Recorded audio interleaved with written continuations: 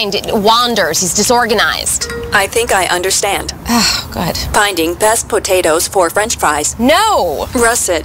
Fingerling. Yukon Gold. Why don't you understand me? Sorry, I was trying to show how Connor feels every day. Frustrating, isn't it? Redirecting to understood.org. For the 1 in 5 kids with learning and attention issues, this is what life can feel like. Explore understood.org, a free online resource about learning and attention issues, designed to help your child thrive in school and in life. Understood.org, because understanding is everything. Brought to you by understood.org and the Ad Council. My name is Ruth Rusi. I'm a retired teacher. I'm 91 years old, and this is how I live united. I say retired, but not really. Once a week, I read books to children as part of United Way's education program. Reading to a child creates links between language and literacy. It creates a bond between grown-up and child. And believe it or not, it prepares them for a better academic future. Oh, we read about frogs and flies and pigs with wings, all sorts of juicy stuff. It's a joy to watch all those little faces. I figure I have the time and they have the need. And I've always believed that if we're not here to help each other, then what are we here for really? My name is Ruth Rusi. I help kids prepare to succeed in school. So I don't just wear the shirt, I live it. Give, advocate, volunteer, Live United. Go to liveunited.org. Brought to you by United Way and the Ad Council. My name is Meera Batra. I have been in this country 32 years, and this is how I live united. America has always been the land of promise, and in my community, many families have come for a better life. Coming from another culture myself, I know the desire to become part of a community, to feel at home, and to gain the tools for our children and families to succeed. So I advocate for these families with United Way. United Way empowers them to look beyond their histories and to see what opportunities are available. We help them get involved with their kids' schools, network within the community, and when we do, we unite them.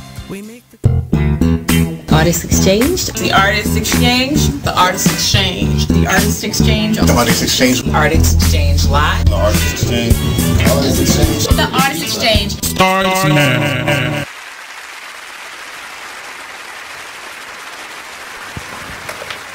Can you hear me? Oh, there you go.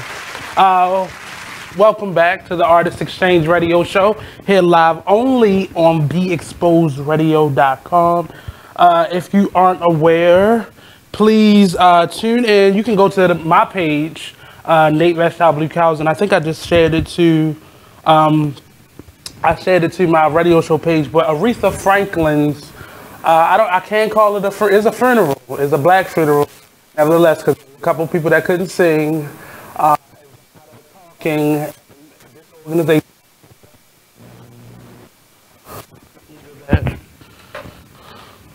Can you hear it now?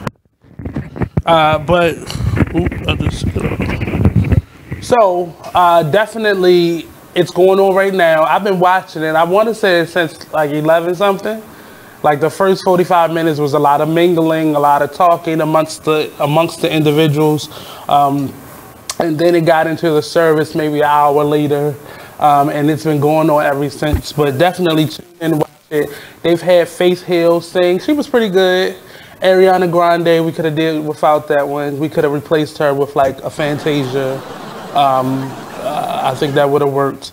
And then the Clark sisters did a surprise. They weren't a part of the pre-announcement, but I think they may have been added later, but they got up and sang, and Smokey Robinson sung a little bit and spoke. But they had a lot of preachers. Of course, you saw Reverend Al Sharpton and Mr. Jesse Jackson sitting up at the top. Last one, I just watched it, probably like 20 minutes ago. Al Sharpton got up and spoke. I think Bill Clinton is going to give an address. And there's not a lot of celebrities there. I think I saw Tyler Perry. You said speak what? Oh, Bill Clinton is speaking right now. And I think Whoopi Goldberg is there, Cicely Tyson. I can't remember her name, but she was my husband and wife. The Simpsons. I can't remember her name, but she's there. What's her name? My mic. Well, it should be out of my way then. Like, I use my hands. Let me put it in the center. So I can't. So I think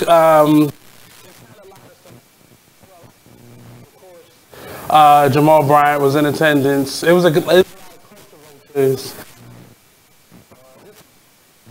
of celebrities that you would think would be there. I'm not. It's right here. Put it right here. You want me to put it right here?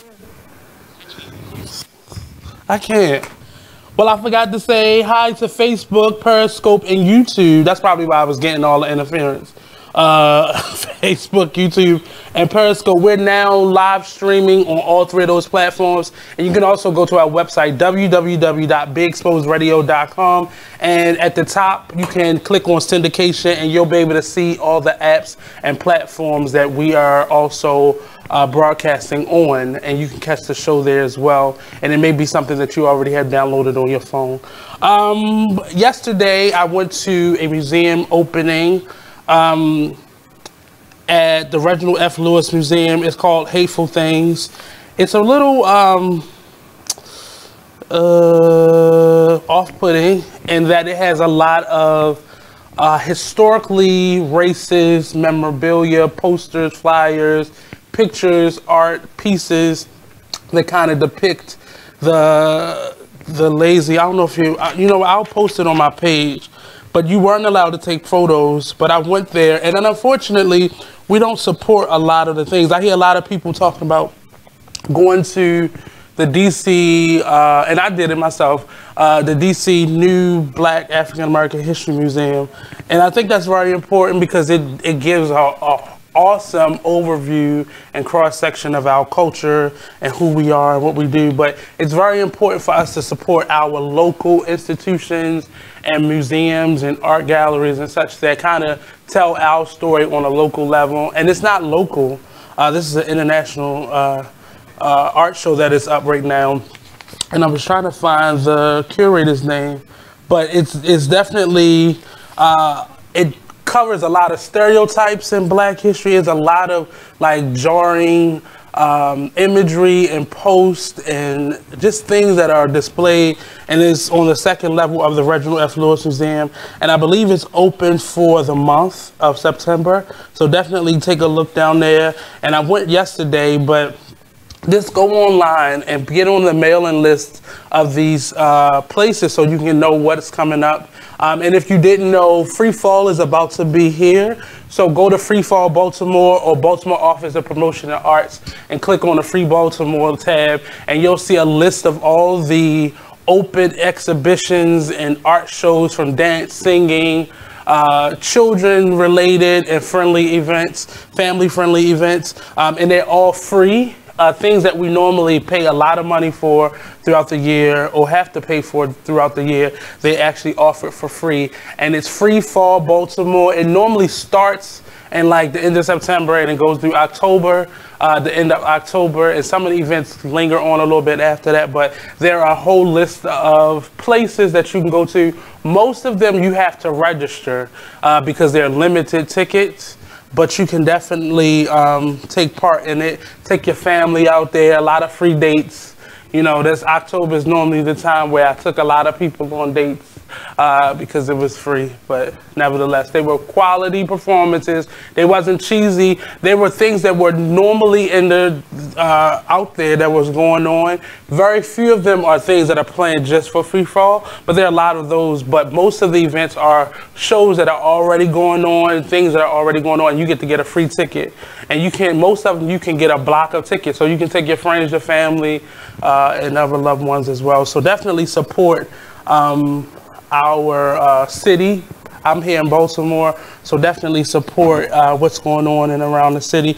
I have an awesome guest coming. He's been here a couple times, a young man that definitely, his energy inspires me to remember the energy that I had when I was about 23. And I think he's out in the lobby, so he'll be coming in shortly. I think, are we gonna take a break? No, possibly 3 minutes. So, with that being said, I don't have any announcements right now. I got into another argument online, and it was surrounding Beyonce stealing people's creativity. An article had came out where it was like a list of people who had sued her or was attempting to sue her over creative license of their content or their material, their songs, so on and so forth. I've also seen Beyonce put out footage where she has, saw somebody doing something and she was trying to replicate that into her own work and could not. So she would fly people in from around the world to be able to do it. Now, I'm not a beehiver. I'm not like on Beyonce's side at all. But my argument, and the gentleman that I was on his thread, I guess me and him got into an argument because he is a new music artist, and his claim is that he is very original and that he creates all of his own material. And my rebuttal to him was, there's nothing new under the sun. You can't recreate the wheel in music and arts. You know, everything has already been done and everything is being inspired by or taking bits and pieces of things and putting it together and creating it from your perspective. That's what makes it new.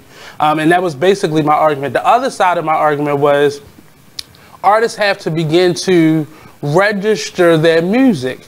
So if I register a song of some sort and Beyonce steals it, I'm not angry because I'm going to get my money voluntarily through contracts or deals between her and myself, or I'm going to get it involuntarily through the judge and the court system.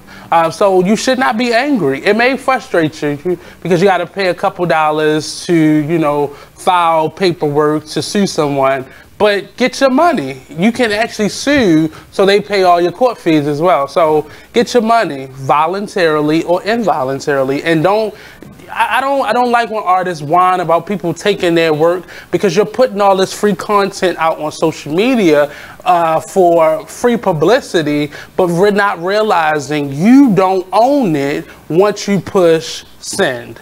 It doesn't belong to you anymore if you have not registered it. And on the side of music artists are getting really sensitive about their material and how things are being displayed.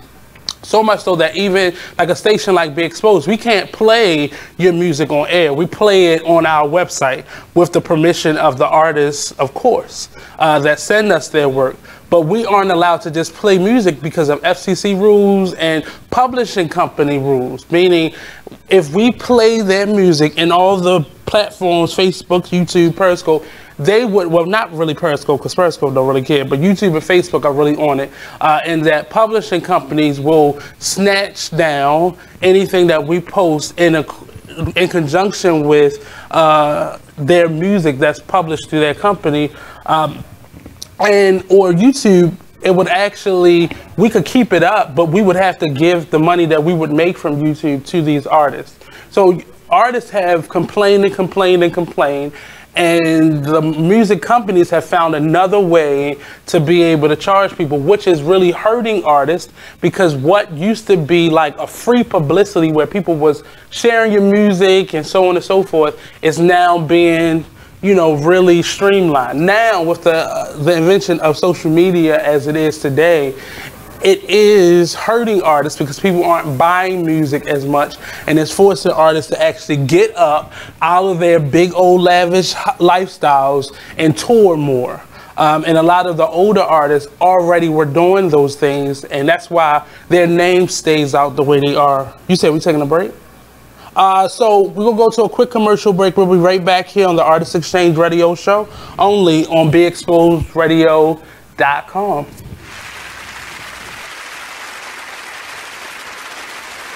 The Artist Exchange Radio Show every Friday, 7 p.m. to 9 p.m., every Saturday, 12 p.m. to 2 p.m. Real artists, real talk, real live on BeExposedRadio.com. I was meeting with a friend yesterday, and I've gotten to the point where don't ask me a question because the truth is going to come out. And exactly. Just don't do it. If you ain't looking for the truth, don't come to me. Don't do it because I can't hold my tongue. And she wants to be this stylist, boutique, but you're not doing anything in that nature, and I can't take you seriously if you're not doing those things. And I understood why people didn't take me seriously, because I found myself in somebody else's lane. I was good at what I was doing and what I wanted to be, but I wasn't doing it for me. So how can I ask you to take me seriously if I'm living in somebody else's shoes? And nobody can do what you do, and I think that that's a big problem that people face now. Like, you see what somebody else is doing and you want to do that when that's not your lane. That's not your lane. That's not what you're supposed to be doing. But it's popular, it's getting that person money, it's getting that person applause. Oh, I want applause. I want money. Let me stand over here behind them. And then a lot of times people aren't honest with themselves either. Like, I was thinking earlier today, I've been woke for almost 2 days, so so you get honesty, yes. And I was thinking, like, The Artist Exchange Radio Show. Join the club that gives you stuff. Hey, thanks! Radio Loyalty. Here's how it works. Just click on the Radio Loyalty banner right now and sign up. Then, you keep on listening like you already do. But now you earn points. Those points add up, and you can trade them in for stuff in the Radio Loyalty store. Earn more points by sharing your station with friends on Facebook and Twitter, answering surveys, and by using the apps in the New Players App Store. Pretty simple, right? Radio Loyalty. Click that banner to join now. Only in the forest can you see this.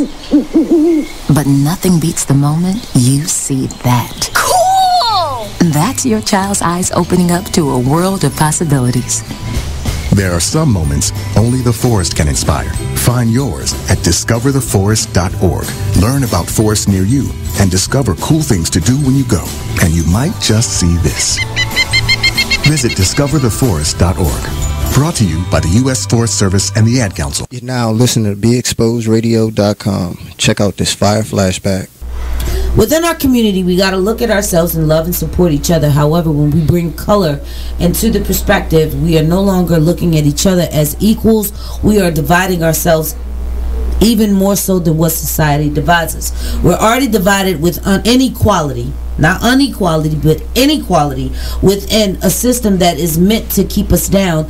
Here we are yet again doing things that are detrimental to our survival and sustaining of a fruitful living. We're causing more mental health issues upon ourselves in our own society and our own communities by talking about the difference in complexion, even when it gets down to the point where we discriminate upon each other.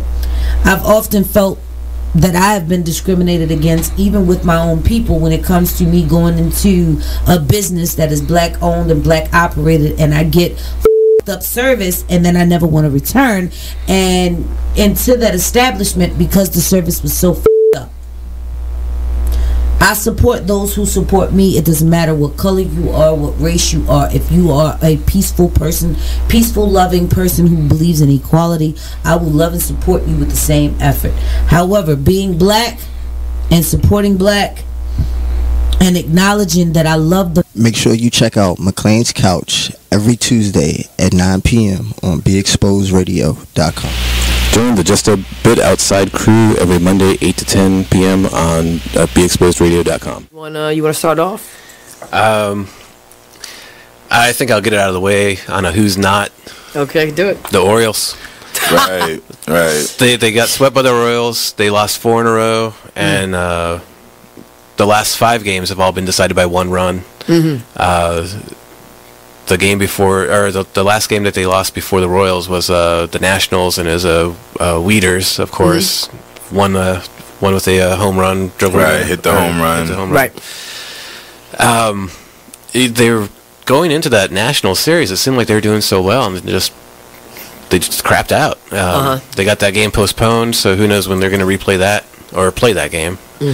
That's my first not for the night. Okay. Okay, I'm going to go ahead and weigh in on my who's not, and I'm going to talk about the San Diego Padres. The Padres. That's okay. You just took my answer. They're in last place in the NL West. They've lost 8 of their last 10. their run differential is a negative 65, which is just horrible. So when you have, well, let me just talk about run differential a little bit. It's kind of like the how much you're winning or losing your games by, pretty much. Yeah. Okay. It's like the margin of victory, kind of. Right. So when you're in a negative number, that means that you're. Then your average game you're losing by a whole lot. Right. I mean, a number like negative 65, this early in the season is pretty rough. That's horrible. The pitching numbers pretty much support this stat right here. I mean, the team ERA is 4.70, which is 26th in the league. They have 126 walks allowed. They acquired Jared Weaver in the offseason, and he really has not panned out. He's off to one of the worst starts in any of the pitchers in 2017. Mm-hmm. He's 0-4 with a 6.05 ERA. In May alone, he already has 12 earned runs. 12 earned runs in May. And, another one of their pitchers, Clayton Richard, he's 2-4 with a 4.34 ERA. And, in May, he has 6 earned runs and 12 innings pitched. So they're not pitching well. And on top of that, they are also not batting well. Right. But it kind of sucks because Manuel Margot is doing pretty good. His the past few at bats, his last. Join the Just a Bit Outside crew every Monday 8 to 10 p.m. on BeExposedRadio.com.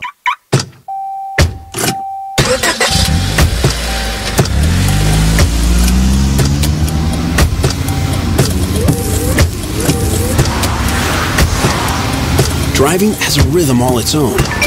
Don't wreck it with a text. Before you get behind the wheel, silence your phone. Or better yet, designate a texter. For more text-free driving tips, visit StopTextStopWrecks.org. Brought to you by the Ad Council and the National Highway Traffic Safety Administration. Green light. Hey girl, school zone.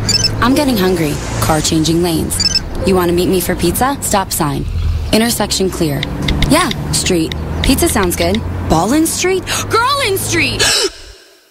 It's hard to concentrate on two things at once, like texting and driving. Stop the text, stop the wrecks. How will you stop texting and driving? Tell us at StopTextStopWrecks.org. Brought to you by the National Highway Traffic Safety Administration and the Ad Council. Are you thinking about getting your GED diploma? Well, here at the GED Pep Talk Center, we've got a number of pep talks that can motivate you. Sometimes things don't always turn out the way you want them to. You know that feeling? You are listening to BeExposedRadio.com.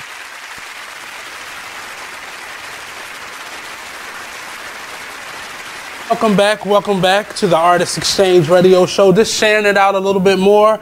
If you are online, shout out to everybody that's listening in. I saw Miss Lasha, the diva extraordinaire of Sunset Soul Radio Show, one of the co-hosts of Sunset Soul Radio Show. Hopefully they'll be coming back shortly. They're on a brief hiatus. And speaking of hiatus, I need a vacation soon. But look us up on any podcast service like iTunes, Google, Spotify, and many, many more.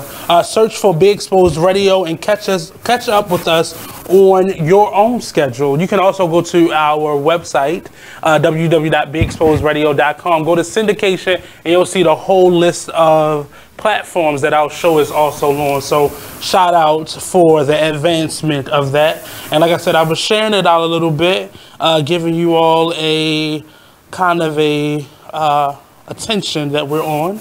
And I'll be doing that throughout the show. Also, next Friday, the 7th, so this time, next Friday, we'll be celebrating our 5th year on air. And I'm really excited that I've lasted that long because my attention span is about that big when it comes to anything outside of being on stage and acting. But I'm really proud of myself and how far the station has actually come.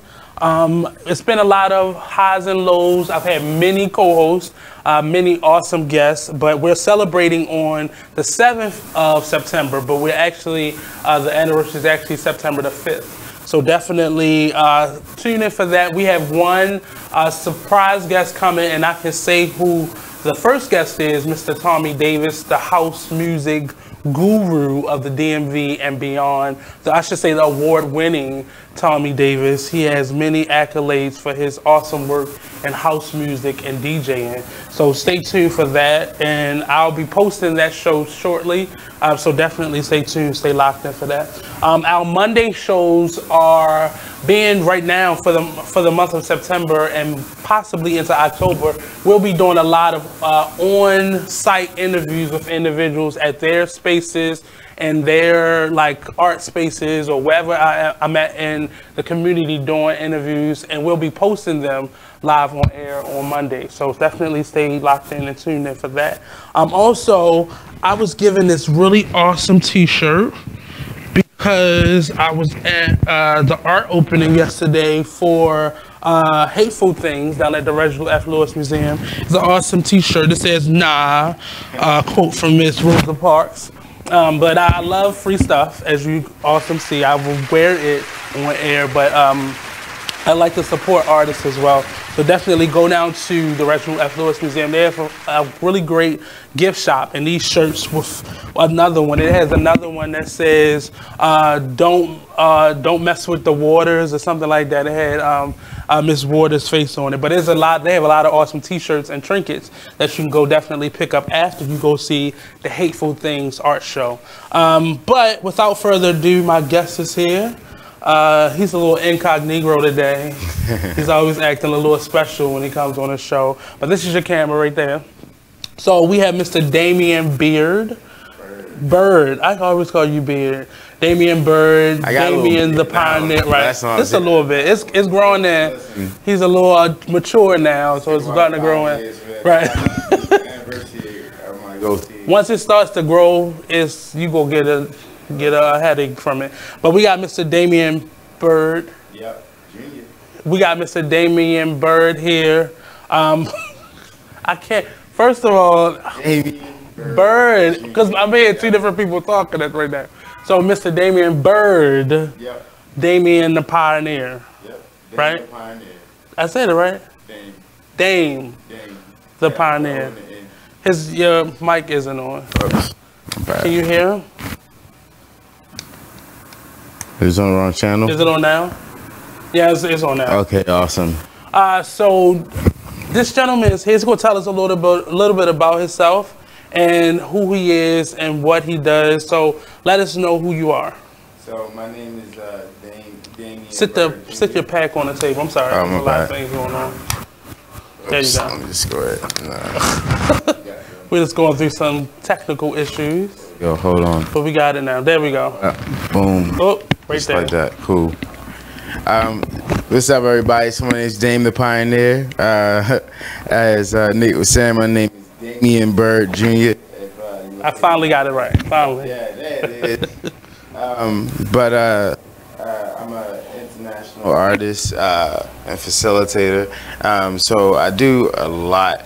And so, like, the last time I think I was here, it was a few years back, and I was working on a short film called Mountain Waverly with some dope homies from right here in Baltimore, some filmmakers, friends of mine, Latanya. Shout out to Kirby, shout out to Ryan Bowens. Check out the film. Crystal Carr, she was in it, co-starred with me. So I go string off. Yeah, it was hitting up against the mic. Whoops, there we go. But yeah, I move around and do a lot of it. So this new wave of seasons in my life has ushered me into a place where I get to travel and do a lot of work with the youth, as well as do art and music and stuff. So it's been wonderful. So what have you specifically been doing in terms of, I know you've been touring in the music, but like where are the places that you've gone to? So I've been to Los Angeles, not really that one, big deal. Detroit, New Orleans, one of my favorite places in the world now. So within the first 6 months of 2018, I traveled to maybe 20 cities in the U.S. On tour. Ann Arbor, Michigan, Cleveland, Ohio, Philadelphia, Pennsylvania, New York City. we've been all over the place, Miami. So it's been wonderful because basically I go in to wherever the places are, whether that be a venue or a community center, and show up and run leadership workshops, which are basically these workshops designed to motivate youth to get involved with their communities and to So they're understand youth-driven leadership programs. Oh yeah.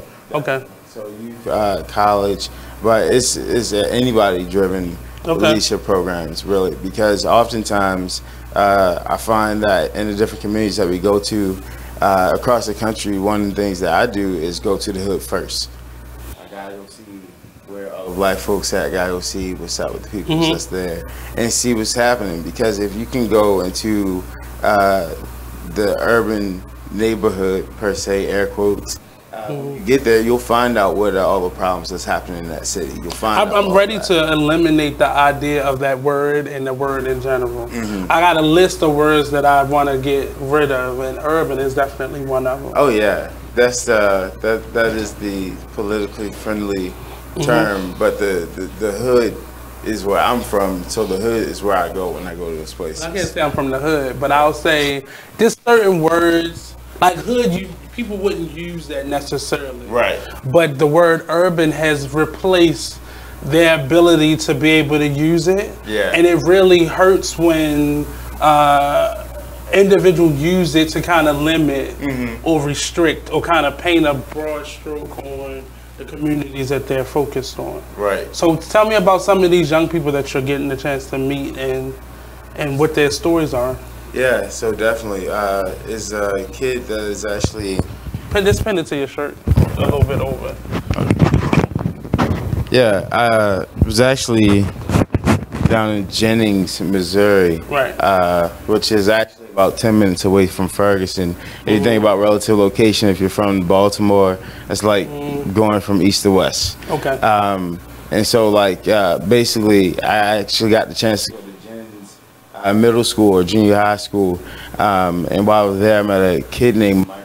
And Michael, his classmates go to school with a lot of Mike Brown's cousins and family members, because Ferguson is the neighborhood the store was in, that he was in when the incident took place, when he was murdered.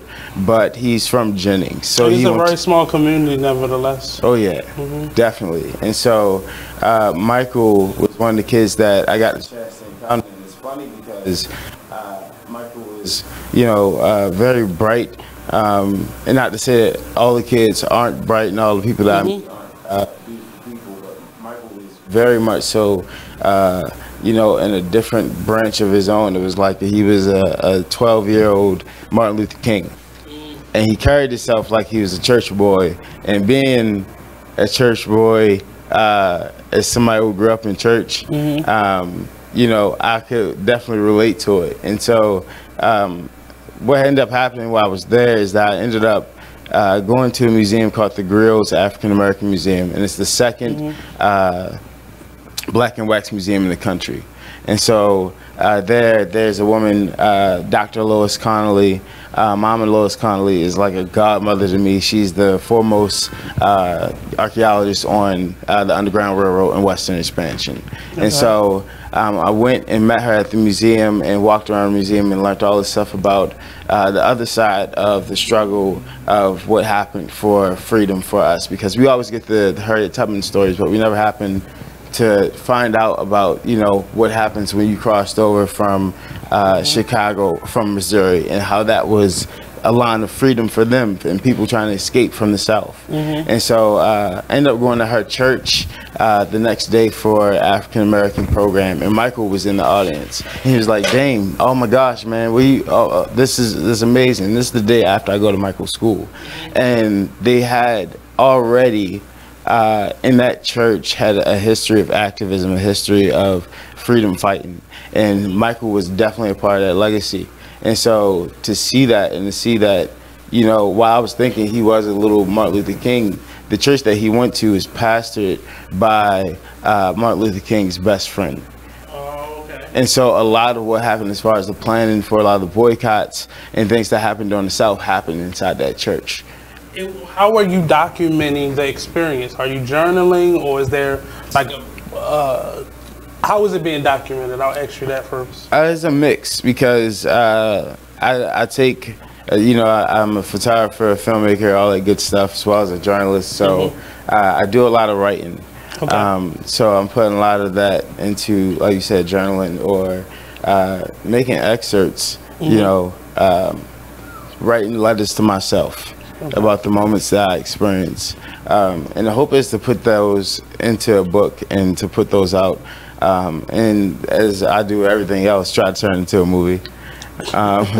But those are my hopes, are to do those things. And like right now, I just got back from Quito, Ecuador, which is the capital of Ecuador, and was down in the Amazon River Basin for 3 weeks. Cool. So I was down there for 3 weeks. Is that the same program? Same people I work with.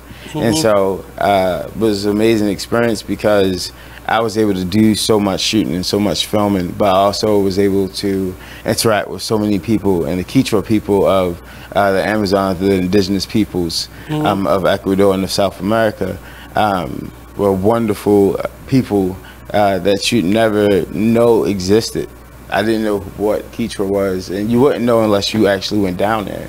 And so, spending 3 weeks in the jungle and doing community work, helping build schools and stuff like that is an amazing experience. And so I filmed all those things.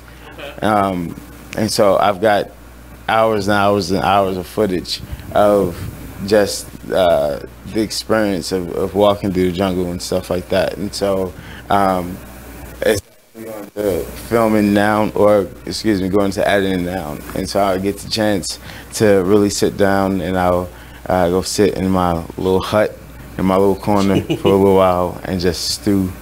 How did you get connected with this organization? It's a funny story because basically I ended up meeting or revisiting my high school. What high school was that?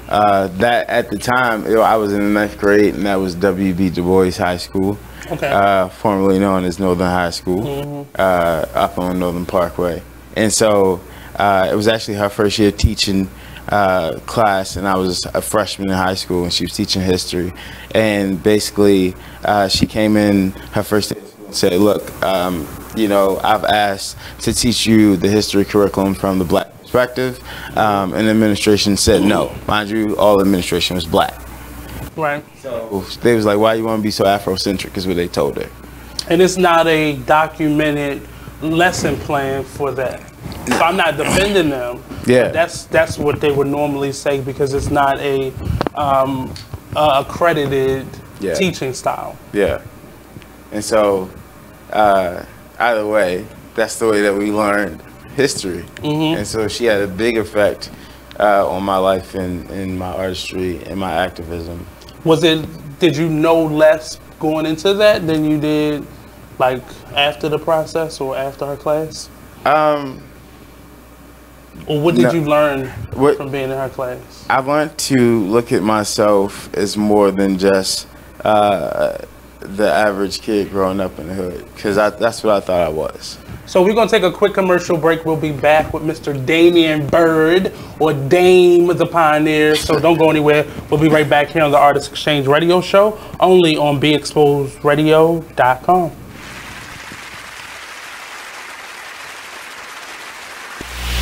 Join the Just a Bit Outside crew every Monday, 8 to 10 p.m. on BeExposedRadio.com. You want to start off? I think I'll get it out of the way on a who's not. Okay, do it. The Orioles. Right. They got swept by the Royals. They lost 4 in a row, and the last 5 games have all been decided by 1 run. The game before, or the last game that they lost before the Royals was the Nationals, and it was Weeders, of course, one with a home run, hit the home run. Right. They were going into that national series. It seemed like they were doing so well, and they just crapped out. They got that game postponed, so who knows when they're going to replay that or play that game. That's my first not for the night. Okay. Okay, I'm going to go ahead and weigh in on my who's not, and I'm going to talk about the San Diego Padres. The Padres. That's okay. You just took my answer. They're in last place in the NL West. They've lost 8 of their last 10.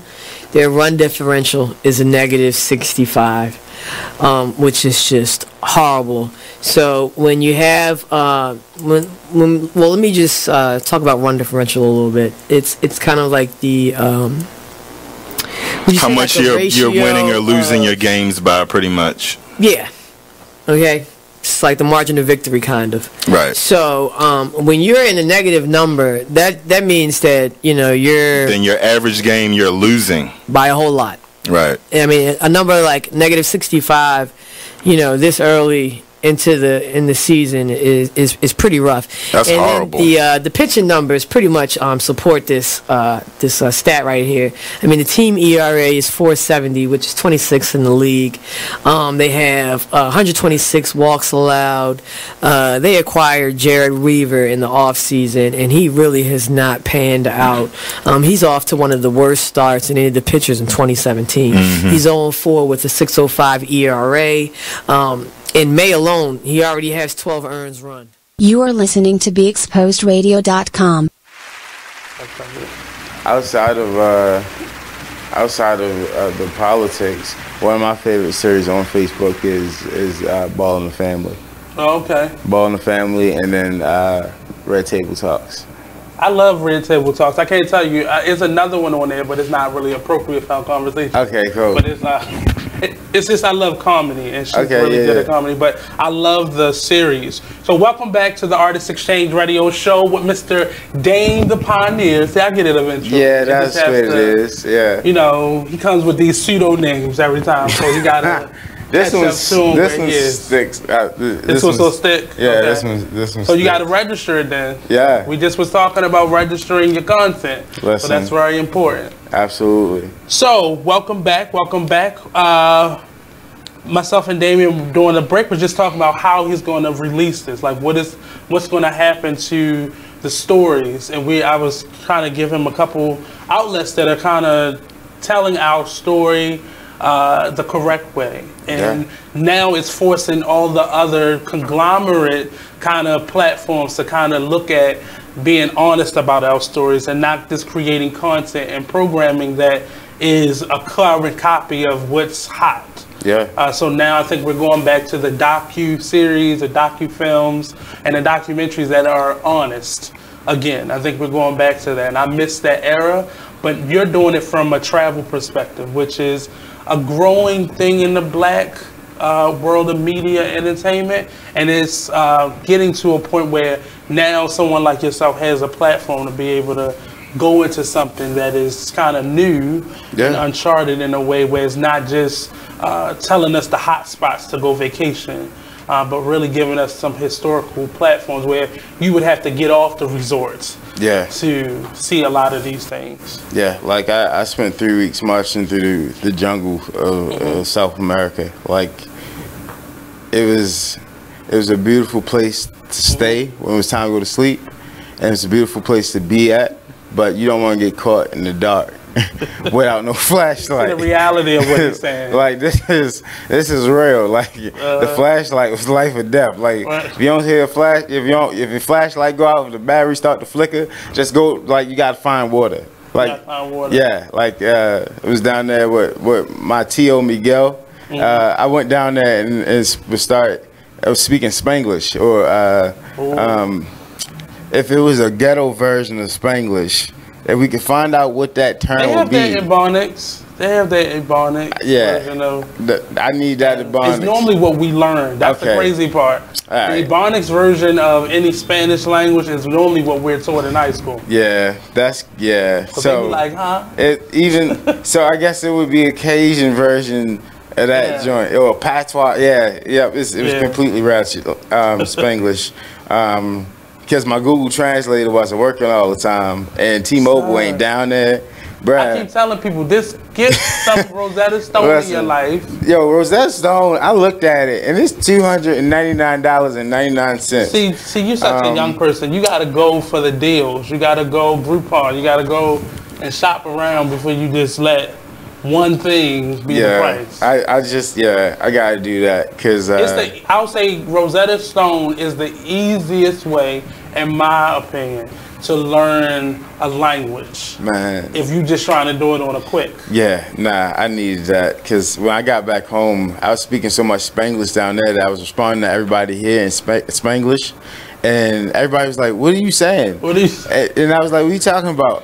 It was like everything was como se dice. Yeah, that's what it was. No soy. No soy. No soy. Okay, yeah, all right. But yeah, He's so very like, disrespectful. He's not a racist young man. I'm definitely not. He didn't know better. I didn't. Is it forcing you to want to learn it a little bit? Oh, absolutely. Because it's crazy because I actually was an A student in Spanish in high school.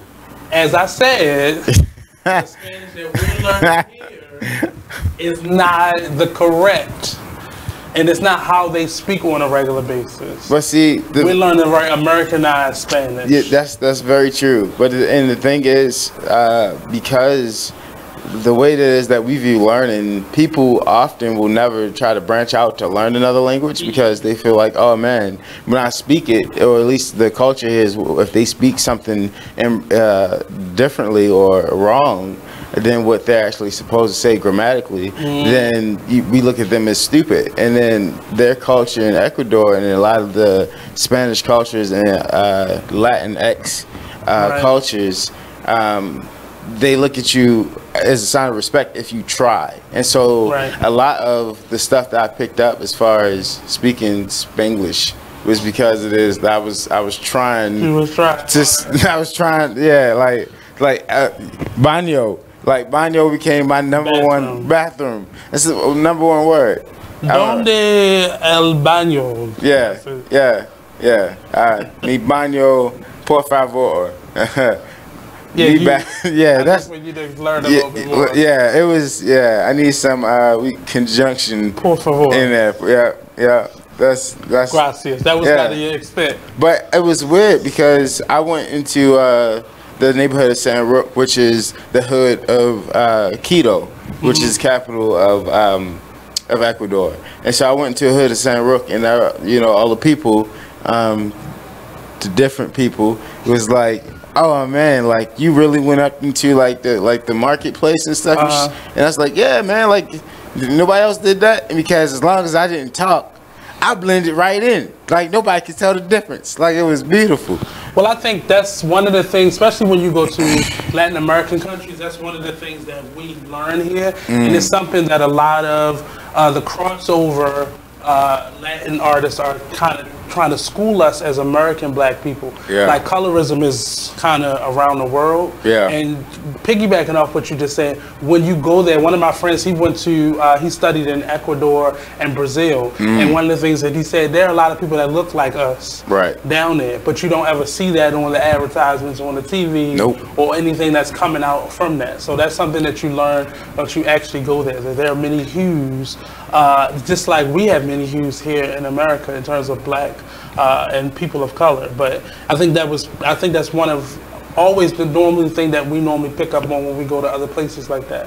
Like there are people everywhere that look like us. You don't see them, but normally. But like and the thing is, you won't see them in this place, especially in the tourist centers and stuff like that. Like you are identified as a black American.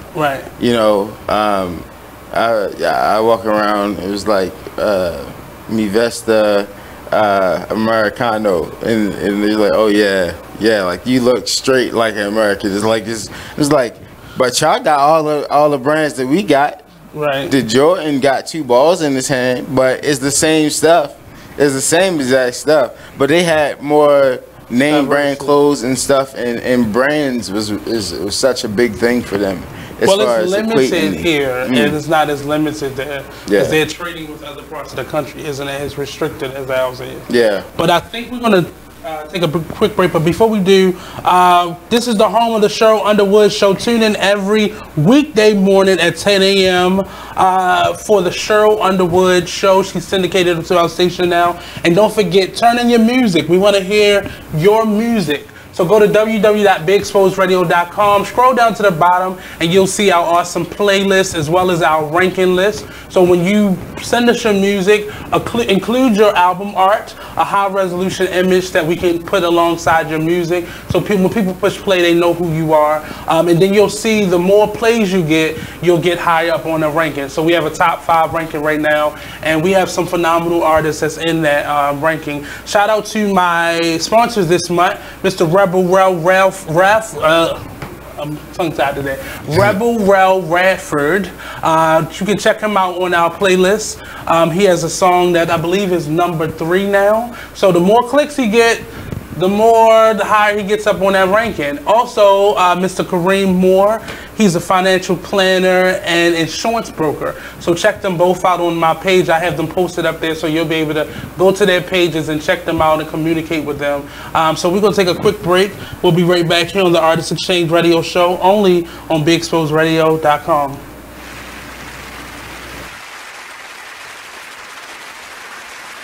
Big Exposed Radio. It's a family affair if you want to look at it that way. It is. I totally agree, and I believe I believe that this wisdom on the wall is going to be a movement, and that's what I believe we are doing.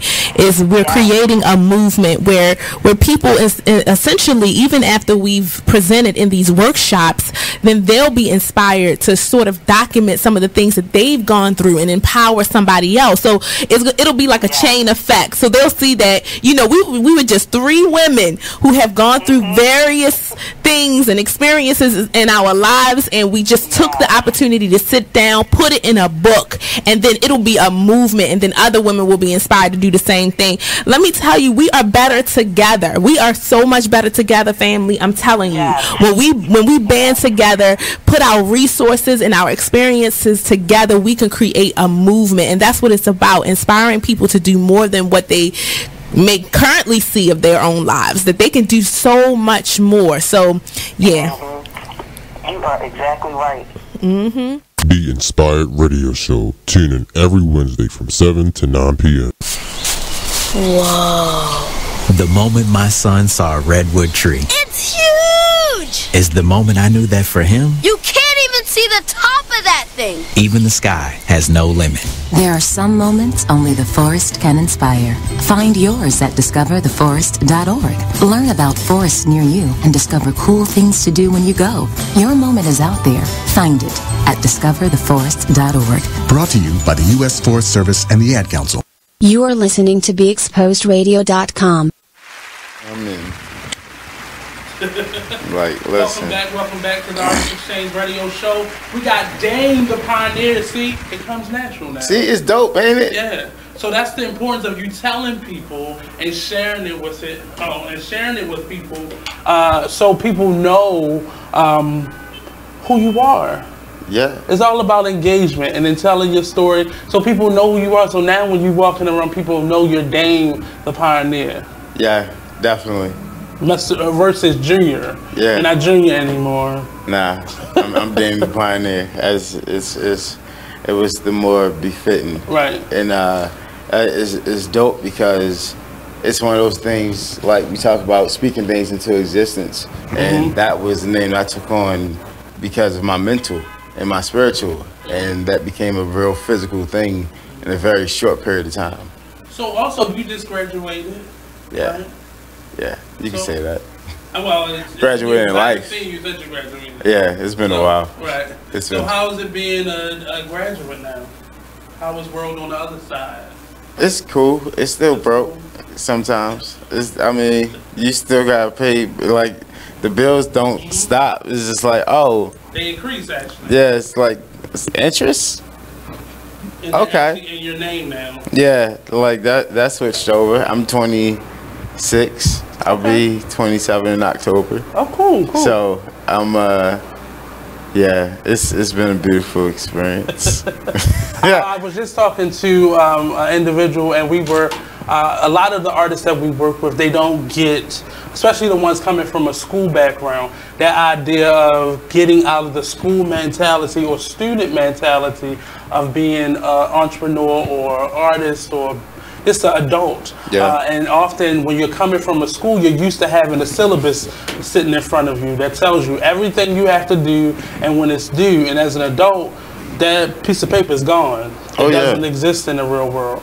So you have to get better at creating your own syllabus and creating your own schedules and learning how to not just do the things that are put in your lap, but actually start creating a plan and dreaming more, because most students, their dreaming capacity kind of diminishes once you're sitting in front of a teacher because you're being told what to think and told what to do. So now, what's that transition for you? It has been about a year now? Nah, it's like 4? Okay. 3? Yeah. So what is that transition from being? So basically for me, like, I knew early on, I was like, yo, I'm gonna have to get a job. And then I was like, that's important. It's very important. I grew up lower middle class. My mom and dad both were, workers for Baltimore City. My mom being a Baltimore City firefighter. She's the first black woman to be a firefighter, paramedic in the new millennium in Baltimore history. So like She's the first, say that again? The first black woman in Baltimore City history to be a paramedic and firefighter in the new millennium.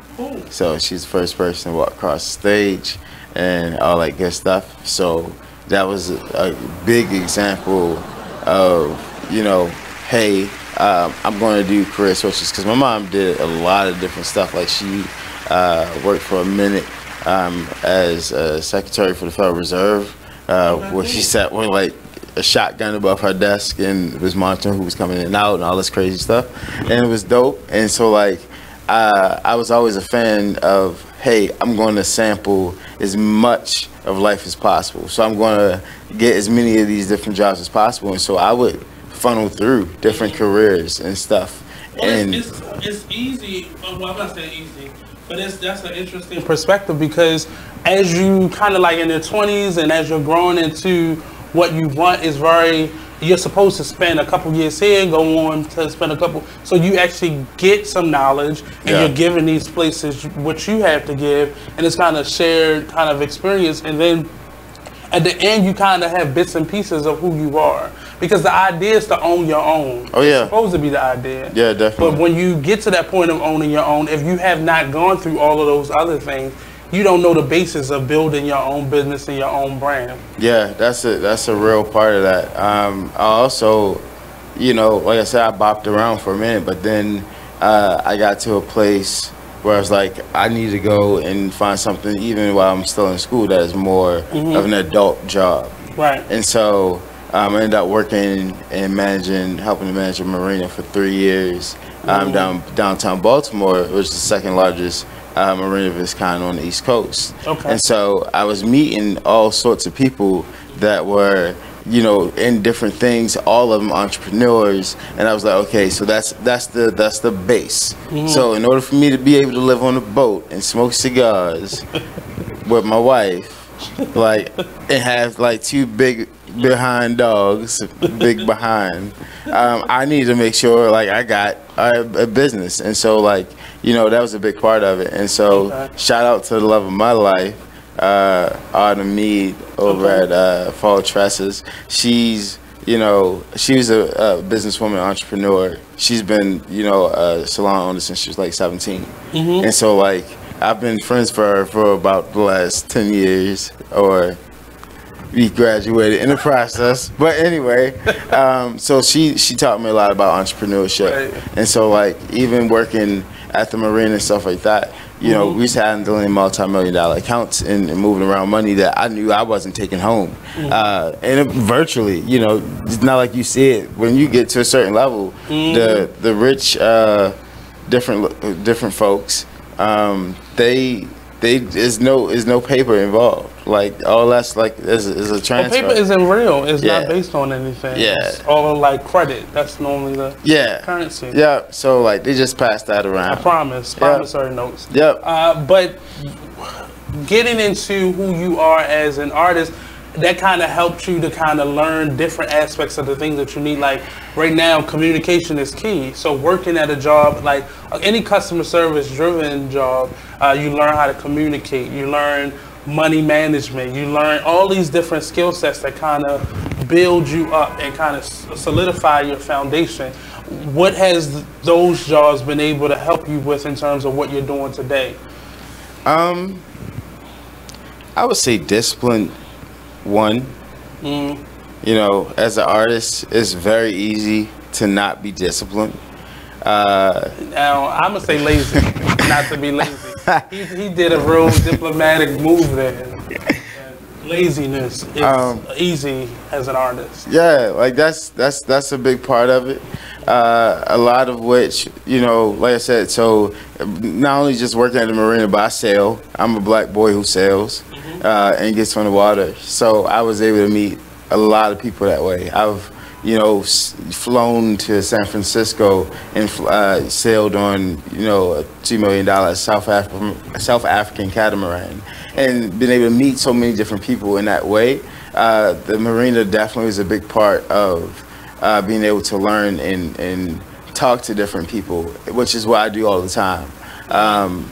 And as far as, you know, because like I said, one part, the many things I do is that I am a speaker. I am an activist, and so the amount of adversity that I've faced in different environments leading up to this job. I worked as a valet for a year at a hotel downtown in Baltimore, and like I met so many different people in that experience, and everybody that I met just take a little bit.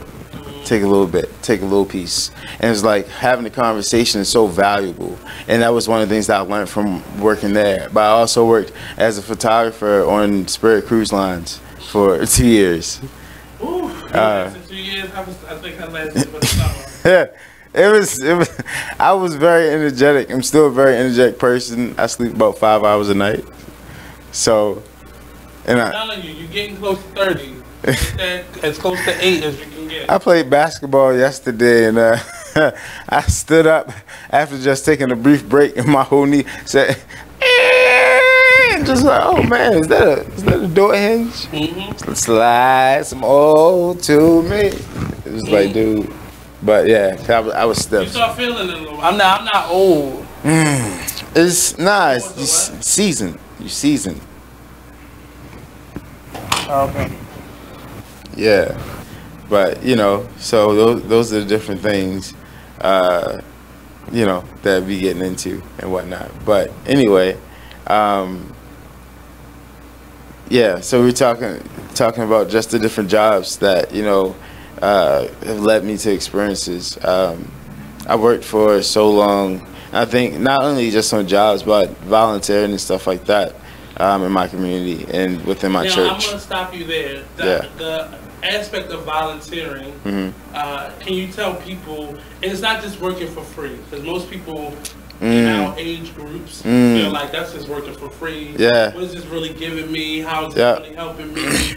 But just like I'm doing radio now, you've done a lot of journalism, and most times you have to start those working for nothing or little to nothing. Yeah. And it's not so much somebody getting over with you, but you haven't put in the dues that are required. Oh man, that's a nugget, and I give it very honestly. And the thing is that volunteering is not about.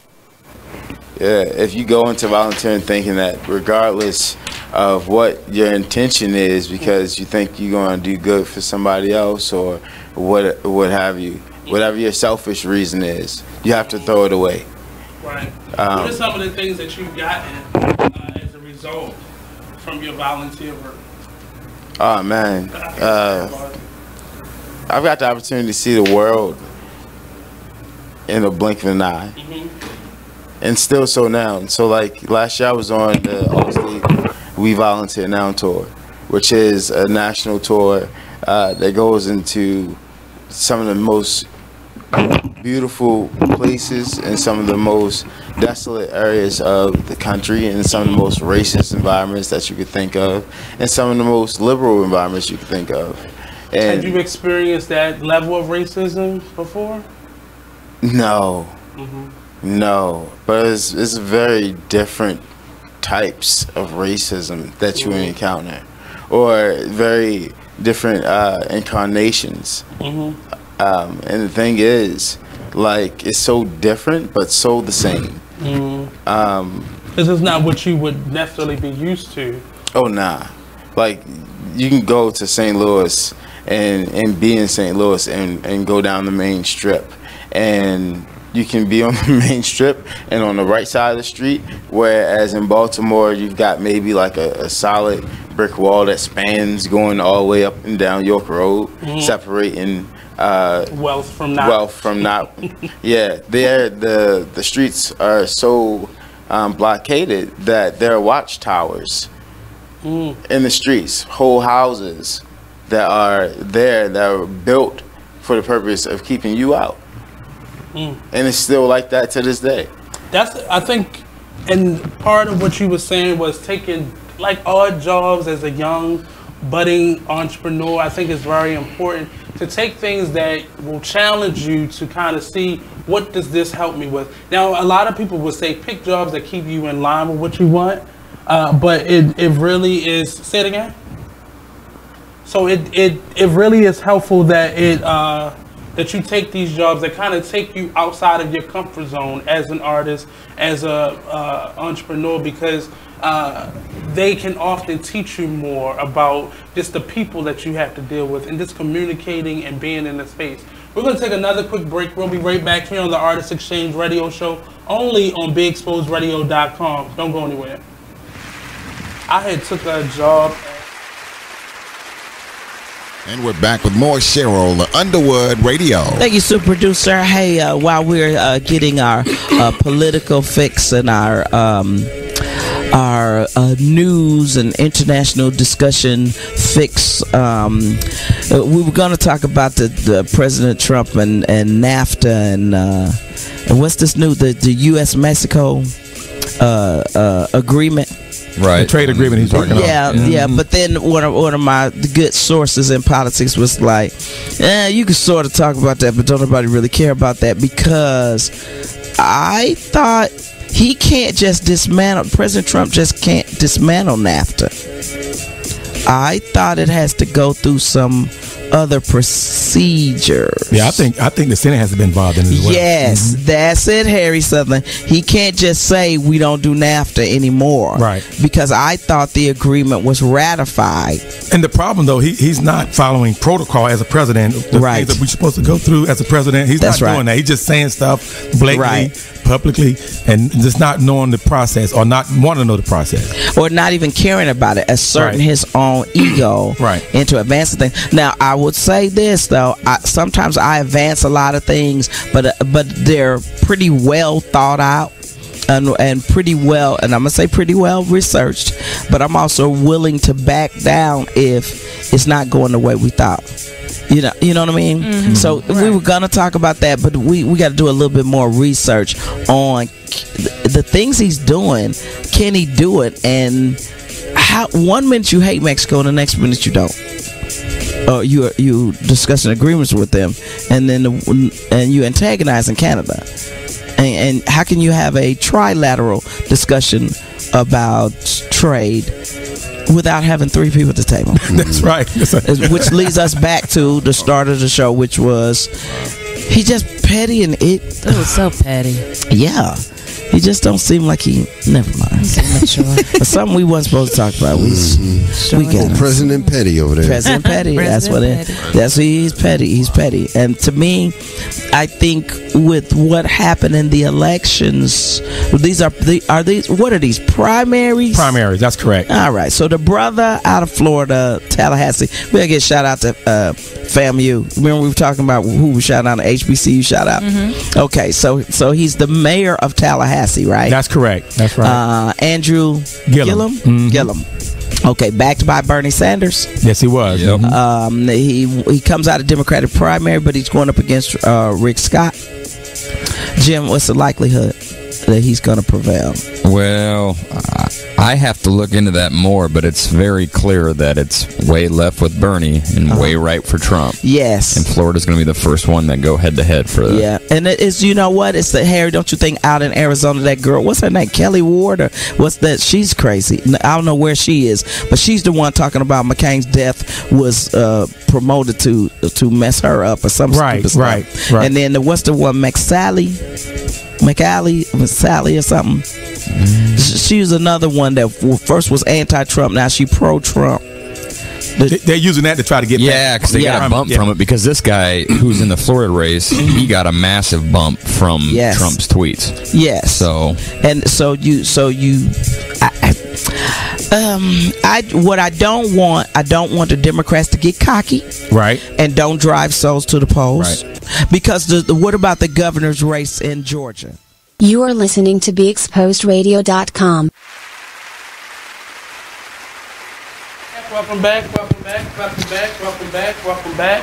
to the Artist Exchange Radio Show, only on BeExposedRadio.com. We're on every Monday and every Friday from 2 p.m. to 4 p.m. I had to think about that. 2 p.m. to 4 p.m. only on BeExposedRadio.com. Don't forget, next week we'll be celebrating our 5th anniversary, and I'm really excited. I'm not gonna do like on this end. Monty is really, Monty, if you have not met Monty, he did a radio show called Talk Lately like years ago. He's my engineer right now on Friday, so he's having fun with all the technology and such. He having too much fun, I'm gonna just say it like that. But don't forget, next Friday the 7th, 2 p.m. sharp, Eastern Standard Time. Come on. Come on and enjoy this stuff. We have a surprise guest, and we also have the DJ extraordinaire, Mr. Tommy Davis, stopping by. One of my favorite guests. We went to Coppin together, and he's going to tell a little bit about him and his story. Speaking of stories and storytelling, we have Mr. Dame Bird. Dame the Pioneer. Come on, sir. Junior. I'm gonna make my guest wear his name tags from now on. Listen. Damian Bird Jr. Yes. Dame the Pioneer. Hallelujah. It's on the screen. You said it's on the screen? I don't see a screen. But you know I don't have glasses on. I cannot stab. But we have him here today, and he's telling us a little bit about his story. He's been traveling a lot lately. How long have you been with this organization? I've been with them for about 8 months now. So 8 months? since the top of the year, Right. So is it like a start and finish time, like just a fellowship, or is it just ongoing? Yeah, so it's an ongoing fellowship. So I work with the organization, traveling around. So I also facilitate, if you will, trips to the 9 different countries that we go to, which are 3 in East Africa, Ethiopia, Kenya, and Tanzania, as well as Nicaragua, Ecuador, China, Haiti, are different countries that we work in as well. So for people who have not gotten to travel in that way, can you tell people kind of some of the misconceptions that we may have being a person who have not been there? Yeah, definitely. The first is that the food that you eat on the street is not clean. That's a biggie. Like, well, I think that's a universal thing. I'm not a big food truck person, so. But now, I mean, that's the misconception is that it's not clean there. Yeah. But if you go and eat something out of the market there, more than likely you're gonna be good. Like I was eating in the marketplace and literally tasted, fruits and vegetables straight off the tree that was like out of this world. You don't even know what an orange tastes like until you taste it one day. I would say, depending on the person, so this go with caution, and it's not necessarily the cleanliness of it, it's just the authenticness of it. We're not used to real food. That's in America. So that's the eating biggie. a real orange is kind of like it'll mess your stomach up. You're not used to it. Basically your body is filled with a lot of toxins. Prepackaged. Yeah, you're freeze dried. And so like the moment that you taste something that is fresh in that way, like it came right off of a tree. Yeah, your whole body reacts to it. Like everything in your body, any toxins that you got going on, all the enzymes that's from that fruit, antioxidants that's from that fruit, it's going to start tearing up all of those things. So it's going to feel like you're in rehab. The same thing happens when you try to go vegan or vegetarian. Absolutely. Like your body, your mental stability, like gets agitated. So everything is disrupted because you're doing something that's foreign to your body. But I wouldn't say it's necessarily. I think people always assume that it's about it being clean or not. But I think it really is an idea of whether or not your body can take it. Yeah, that's real. We have a caller. Hello, caller.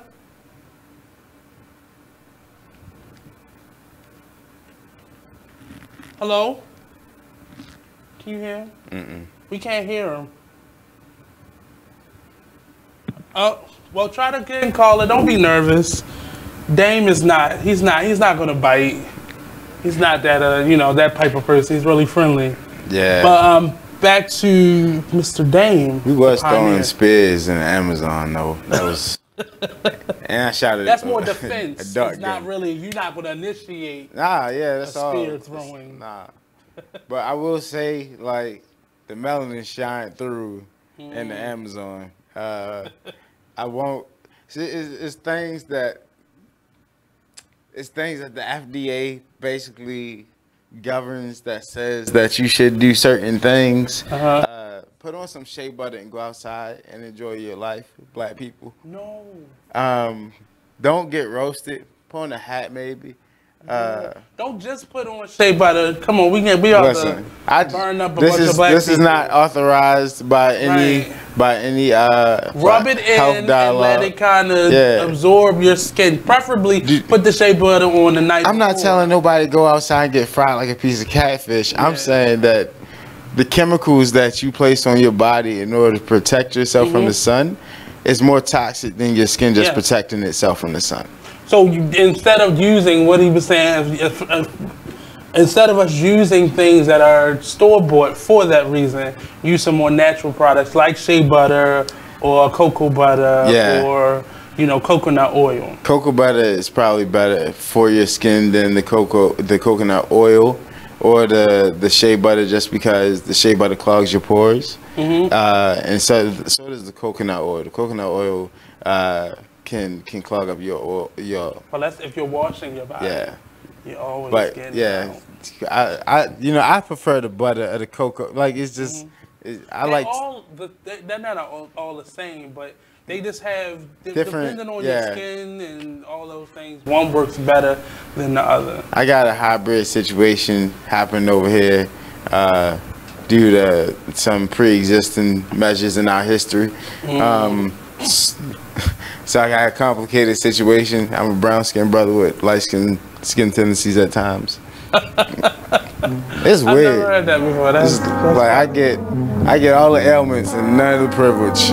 Well, but it's you training your body. Oh yeah. So one of the things that I did was I don't use any lotions or anything on my skin, and I grew up with really dry skin. Yeah. So it's really sensitive and it's really it's imbalanced.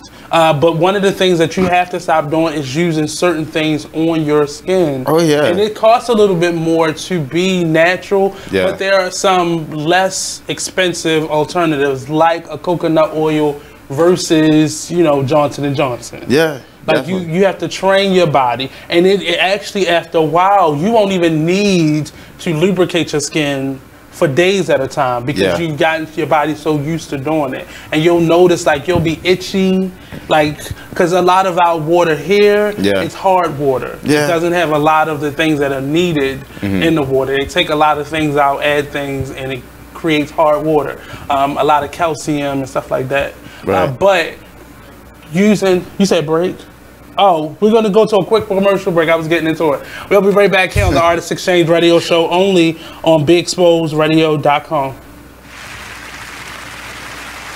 Yeah, but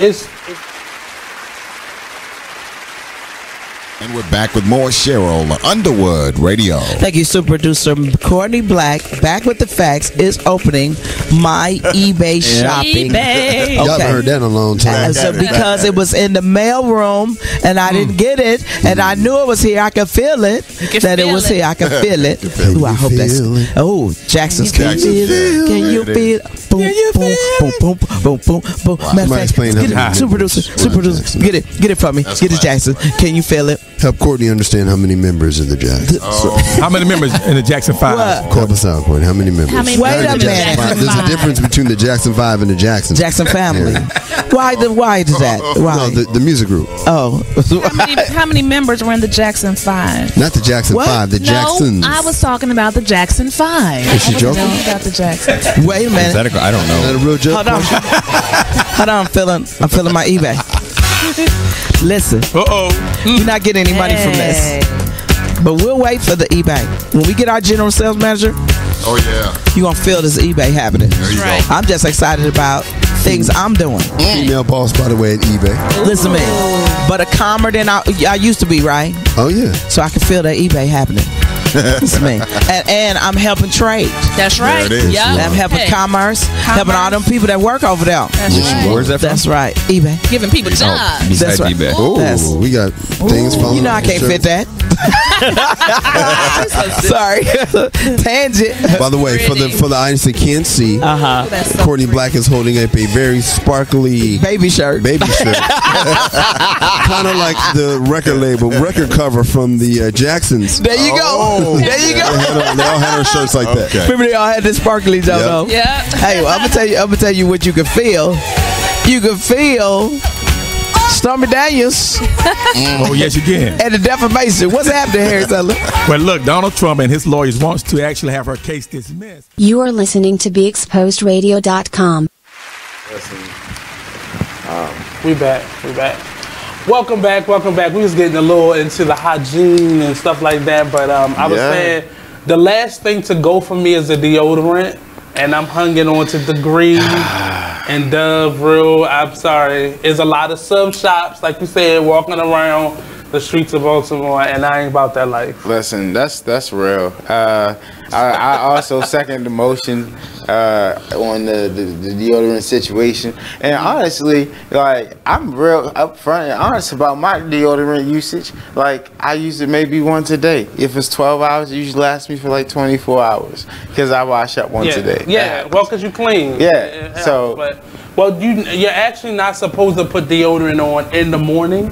Well, if your morning is your morning, like I'm getting to go in the morning, you should really put deodorant on at night. Okay. So if it's like 12-hour coverage, 24-hour coverage, it helps to kind of elongate. Because if you wake up with that, it's kind of hard to get rid of that and putting deodorant over top of it. Yeah.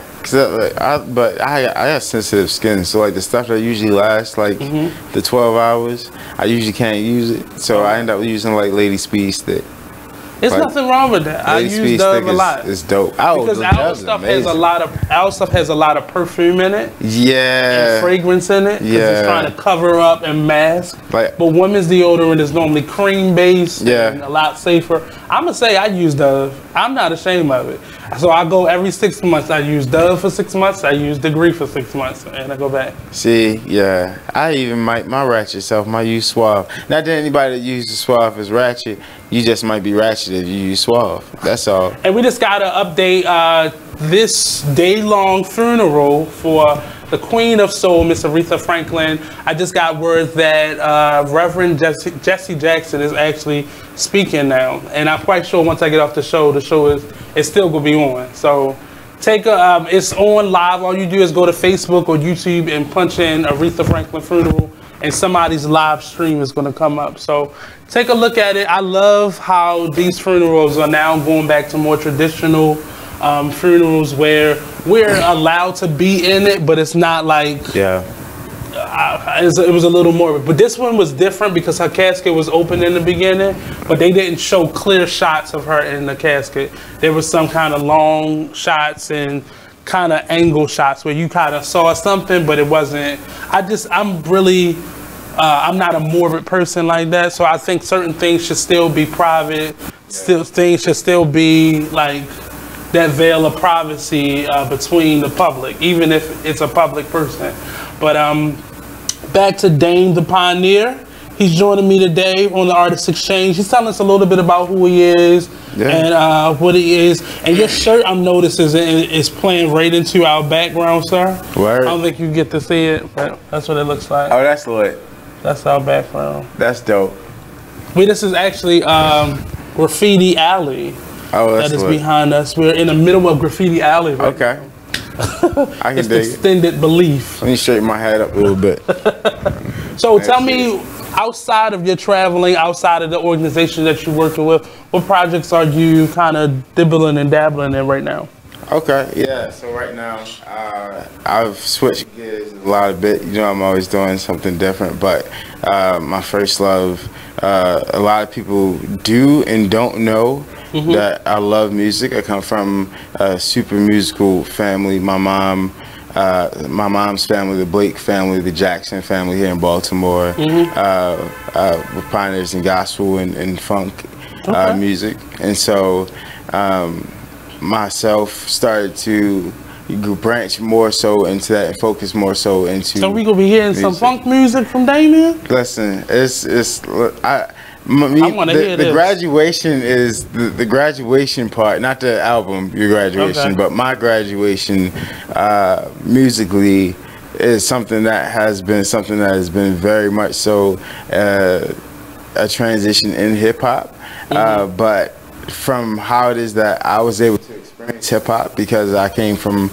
you know, a very religious CC background, church background, was that if it had a hook on it, then my mom would be singing it in the house, and then that's how I would hear the song. And the MCs who would do that would be the women. Right. So it would be the MC like Salt and Peppers and the Lauryn Hills and stuff like that, you know. And so that was how it is that I experienced hip hop. And so having that boom bap feel and having the, you know, the influences of my granddad, who is an amazing guitarist, and really fostered a love for music within his kids, because he's got 5 kids. So ironically, they're the Jackson 5. But so my mom's the oldest of them, and so being able to do a lot of that, and my little sister as well, who is actually her name's Fallon Thompson, and she's dropping an EP, I believe, at the end of the month, and so you got to bring her on. Oh yeah, definitely. So she's dropping a project, and I'm working on dropping a project by the end of October. So how confident are you in your music ability, being though you're from a musical family? Very much so now. I'm more confident than I've ever been. It wasn't easy growing up in a very musical family at all, because a lot of criticism. You could be singing Mary Had a Little Lamb and getting smacked in the back of the head while somebody's coming through the front door because the note was off. Like, are you a singer or more of a lyricist, rapper? Both. Both? Okay. Both, yeah. I'm not gonna put you on the spot now. Normally I do that when people tell me they have ability, because I'm a tester of abilities. Listen, but I'm not gonna do that. It'd be like that. It'd be like that. My uncle say I'd dance in the alley for 2 rats if they asked me, and that's pretty much the same philosophy that I put on my music too. So. But yeah, it was tough. Like I'm one of 3 kids. My little sister is a Whitney Houston hybrid, mutant throat. Now don't do that. Don't. She be like that. Give her another name. Give her another. Oh God. I'm just saying, because I don't want to disappoint her. She come on the show. Mariah Ferry. Okay. Okay, I can do her name's Mariah Fallon, so I said Mariah Ferry. Okay. Yeah, Mariah Ferry. Okay. That's more acceptable, because you can't give any. That's like calling somebody the next Aretha. I don't. But then, like, I got very controversial views on music, so I'm gonna keep a couple of them. You're not an Aretha Franklin fan? I am a Aretha Don't disappoint Franklin people fan. like that. No, I didn't say that. I'll put you out there. I didn't say that. I didn't say that at all. I gotta. Just how great certain people are put up versus. My music guru is Terrence Williams. Is a artist from he's from Montgomery County. Originally went to school here in Baltimore, up in Morgan, and he writes a lot of commentary on women and men artists in music and whatnot. And so one of the things that he always be screaming about is, "Don't you ever come for Whitney." That debacle between, or the dichotomy between Whitney Houston and Demi Lovato and their situations. If that make any sense? Why are they in the same category? For personal life situations, not necessarily for talent. Okay. Okay. I was just wondering. Yeah. But it's, I mean, often for music artists, it's not, because they're definitely singers who could technically sing better than, say, like a Whitney or even Aretha, but it's a good singer makes you feel something. Right. Like it can invoke a feeling or emotion from you depending on what they're singing. And that's how normally, for me, that's how I measure a really good artist. Oh yeah. So some of the performers that were at Aretha's funeral today, I don't really consider them good artists, outside of the Clark sisters, of course, but this ability alone is not. Karen Clark Sheard is my, I can't be disrespectful. She's my person. She's a person? She's a person for me. She's a person for you? She does it for you. She's a beautiful person. I feel the same way about CeCe Winans. She is that person for me. Oh man, yeah. My mom loves CeCe Winans. My mom's the same way. She's mutant #1. Say that again. I'm sorry. Go ahead. Yeah, but my mom loves CeCe Winans. My mom would sing on stage with CeCe if she could today. Like, and she would. I don't know if CeCe might get her feelings hurt though.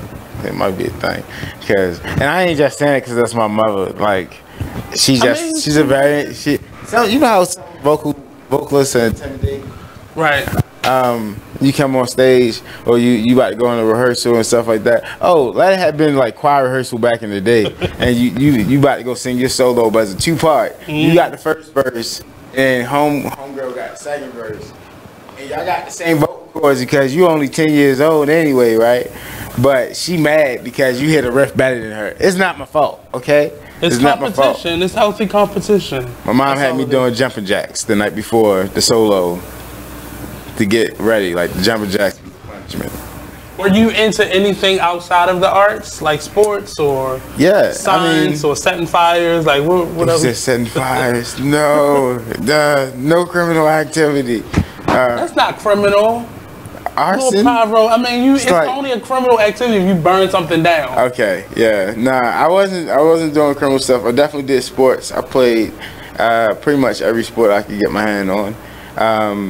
I started off with all the sports that I thought would help assimilate.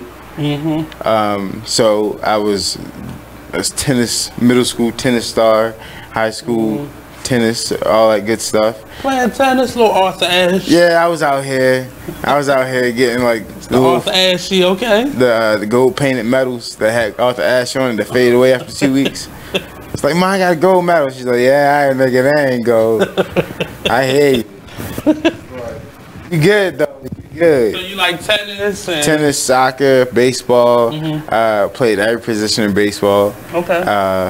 Love for that sport. Basketball, definitely. Like it was a way to make friends. I wasn't necessarily the best player at all, but I was always the most energetic. I respect your honesty, sir. I really respect, because there's some people in those fields that just did it. I'm on the other side. I played a lot of those sports, but I did not do it for the camaraderie. I just like beating people. Nah, that's how most people play those sports. I was like, yo, hey man, that was a good shot you just made over me. That was a good one. It's like, what are you doing? Why are you talking to him like that? I was clearly in the full body contact, like this. I like knocking people over. I was the shortest on the team, so I like to knock people over, hitting people with sticks. Yeah. Definitely. Like I played football too, though. Like I didn't play lacrosse, so the sticks, y'all can have that. Like people in my neighborhood played lacrosse, but it was a very dividing mental line between the people who found themselves responsible enough to carry a lacrosse stick and not use it as a tool, not for like weaponry, because it's not like we was really out here like beating the snot out of each other with lacrosse sticks. Possibly. We know maybe. a couple people. I told somebody about the game. All right, so y'all heard the game Red. You need that type of protection. Listen, it was even because we played Red Rover, like, or hide the belt. So yeah, so like I got those games still room suspect to me, but I'm keep going. So Red Rover is apparently a totally different game than hide the belt. But everybody in the hood. Hide the belt. Yeah, okay. So hide the belt is basically. He's about to school you. Hide the belt. Hide the belt. 30 seconds or less. Hide the belt basically is a game that you play with all your friends, and the only thing you need is a leather belt. And so basically, everybody would have to go to one central location like a base, and they had to wait for about 20 seconds while you count it, and you go hide the belt. And then after that, he's like, okay, Red Rover, come get your dinner. But the dinner was the belt. And so everybody goes sniffing for the belt. And then, so you done hide the tree somewhere. We had two different generations. Listen, it was 1997. I was 6 years old, and I was playing with 12-year-olds. But we was like, man, we got to go ahead. And you say this person's hot, this person's cold, as they got closer to the belt. And then when somebody found the belt, everybody was like, oh man. It's like, I got it, got the belt, and you'd have to run back to base. And so like, but you running from the person who found the belt because he trying to hit you with the belt. I'm gonna explain something to you. I didn't play those type of games as a child because I felt like I wouldn't recommend it. Yeah, no. I didn't want to be in, I didn't want to be sleepy. By no means. It felt like somebody's gonna hit me or something, and I'm gonna fight. Listen, that was real. That happened a few times, more than a few times. You hit somebody. Oh yeah, but I was little though. Like anyway, somebody had to get hit. Right. It's like Kevin Hart, somebody had to go, Daddy. Somebody had to go. See, those games are irresponsible. It was. It's bad behavior, so that's why I never was.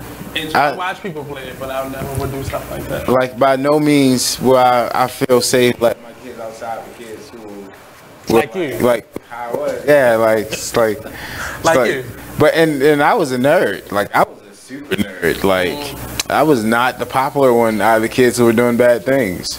Where can we, before we go any further, because we got a couple more minutes in this segment, where can we find you on social media? How can people contact you? Oh, definitely. So you can contact me. Hit my email. I do answer emails. That's how I respond to most things. Damian Byrd Jr. email gmail.com. DAMEON Bird, not Beard, BYRD, playing. Junior spelled out. Yeah. You can also hit my email at damien.birdjr@we.org, and hit my Instagram at Dame the Pioneer, spelled like it said, Dame the Pioneer. So yeah, man. Like, also all my contact information. You can also check out Miles and Waverly. Google Miles and Waverly. It was a short film that was astoundingly, amazed to be a part of, that I got the chance to star in and whatnot. It's got to go on and do some other stuff. Where also, can we find that? You can check it out on YouTube and Vimeo. Also check out Water in the Broken Glass. My beautiful love of my life did all the hair and makeup for the film. Oh wow, I'm yeah. Okay, yeah, Autumn. We're gonna take a quick break. Yeah. We'll be right back here on our last segment. Don't go anywhere. The Artist Exchange Radio Show with Mr. Dame the Pioneer. Yes, sir. Yeah, I actually got two. And we're back with more Cheryl, the Underwood Radio. Thank you, Super Producer. So, what break is this, Super Producer? Number 3. Oh. We're talking about comedy today, Cheryl. Yeah, but we're having a hard time too, because we wanted to touch on the Miseducation of Lauryn Hill 20th anniversary. Something else. Janet Jackson. Does Janet Jackson have a hot song out with Daddy Yankee? Right. We're about to do that in the house party. At the house party. Okay. And then, but there was something else. The shoes. Oh yeah, I didn't know that you could wear nice shoes in your casket. I didn't know you wore shoes at all, because usually you don't see people's feet. So I didn't know you wore shoes at all. She's got some really great Louboutins. Say it again. I said you're not by yourself. I didn't know that. You didn't know it either, right? But she looks amazing in the viewing. Sure did. And because I won't be able to get to the funeral because I'll be in Dominican Republic at San Antonio with Steve Harvey. I'm sent flowers. I sent flowers, but I don't know. Sure. Yeah, I sent flowers. So, but Jim, you had a look on your face. What do you think? Yeah, travel safe, Cheryl. Yeah. Why? Yeah. What's happening? No, well, weather and stuff. So that's what I was worried about. It is that season. Yeah. It is that season. You got to come back. We're praying for you now. I'll be back. I'll be back. And if I don't get back, then y'all hold it down. We've already. That's right. Yeah, you got to talk to Courtney. You got to talk. Oh my God, people were calling me going, your crew is gonna divide a leased car. They are so greedy. Me and Harry on Wednesday and Friday. That's right. Oh my God, drive. Each one of y'all get this drive. I just asked for the floor match. I get Saturday. Y'all wild as hell. The team is due. That's it. The lease. Yeah. Well, no, the estate got to pay the lease. Yeah, the estate got to pay the lease. Let me see. Cardi B allegedly disrespects the King memory, the Dr. MLK memory, the family. Bernice King is very upset about this. But should people be upset with Cardi B, or should they be upset with Rip Michaels for putting this together? Kyle, you say what? You always say they go after the deepest pocket. That's right. So if Cardi B was in it, now it becomes her sketch. Even if she didn't write it, now it's yours. And so the problem is, and I learned this from Cheryl Underwood, is it's got to be hilarious if you're going to get away with it. That's right. It's got to be hilarious. If it's controversial, you got to hit it. And the problem with the sketch was it was one note. It was same joke. Dr. King was unfaithful. Yeah, because J. Edgar Hoover, Harry Sutherland, had surveillance on Dr. King and was keeping a dossier on Dr. King, along with JFK and others, of their sexual proclivities and activities. And I guess my problem with it is, why is anybody not as taking offense toward they use Malcolm X in there too? Betty Shabazz. You are listening to BeExposedRadio.com. Take the last couple months off and really renegotiate my attitude, because I'm from Cherry Hill and I'm known to. My great grandma's from Cherry Hill. And she's gangster, right? Yeah, she was gangster. I know we back. She has 16 kids. Yeah, she real good. Yeah. And such a humble though. Yeah. I'm a nice guy. She the first woman in Baltimore City to have a community garden, like the community garden. Yale Blake. And so she started a youth works program in her yard. She had 16 kids, 22 pregnancies. That's a team right there. Yeah. That's a small. Yeah. Her kids sang too. Right. It's like she had a whole choir. So welcome back to the Artist Exchange Radio Show, only on BeExposedRadio.com. Coming up tonight, It Is What It Is Radio Show with host Tyree Miles and the crew, live at 9 p.m. only on BeExposedRadio.com. Don't forget, just a couple more announcements. Next Friday. I'm not touching it. I don't know. It's not. I'm not doing anything with it. So next Friday, we're actually celebrating our 50th anniversary. What? This is a special regular 2-hour show, and I have a couple guests come by. One of them being one of my really good friends, Tommy Davis, and then on Saturday, the very next day, something is really fun, but on Saturday, the Sticky Bun Festival. If you were there last year, definitely come on out. We'll be there. I appreciate the arts. They did a phenomenal job last year. And they did a phenomenal job at putting on the festival. And really giving a awesome kind of cross section of talent from the DMV and beyond. We had a couple DC artists, a couple artists outside of Maryland come through. So come on down. It's gonna be at the Why Not Lot at Charles and North Avenue. Shout out to Tina Bina and Miss Mama K, she's now a mama now. Okay. Actually, she's a mama. But come on down, appreciate the arts. And I believe it's like from 12 until like 6 or 9 or so. I'll get the details and make sure I post that on the website.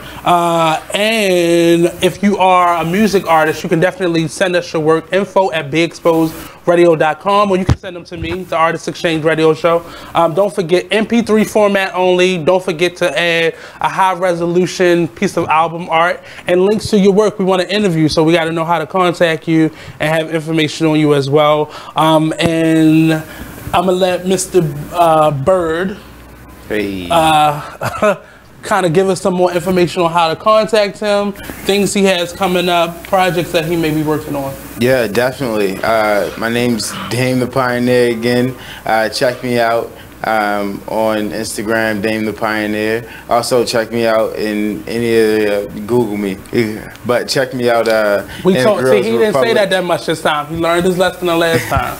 Give out your information. Yeah, on Girls Republic magazine, dope article in there about sailing and whatnot. Also check out Neptune Yacht Club.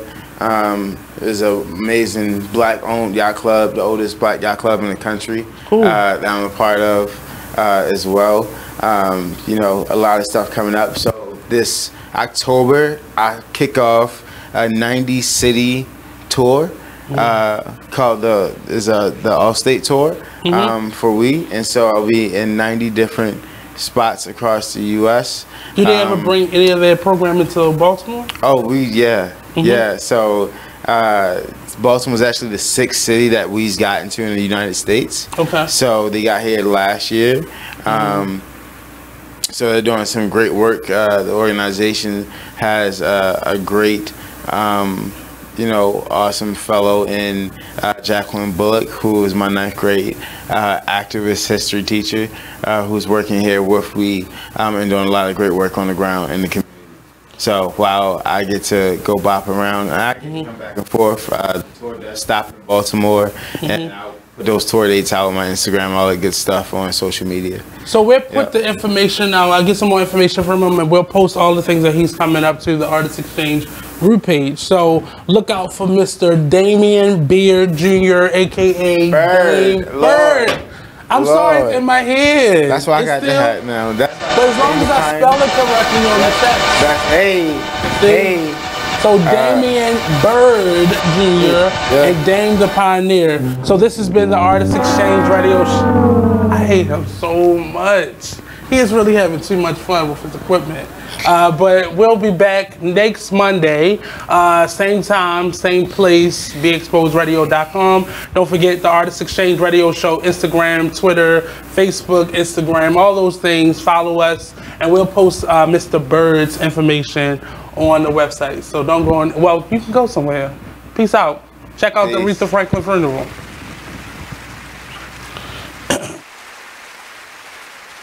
And we're back with more Cheryl Underwood Radio. Thank you, super producer. Hey, we're talking entertainment, but don't forget we got the Call Me promotion where you call 1-855-Cheryl-1. Tell us how you listen to Cheryl Underwood Radio and give us your phone number. We will not air your phone number, but we will air your call, and then we're going to start calling people back. Whoever you name, any of us on the show, any of us in the production, we'll call you back, and we're going to air that call as well. What are we getting you ready for? Prizes, cash prizes, and I might even start cleaning out my closet and give away some of this eBay's. I might do that as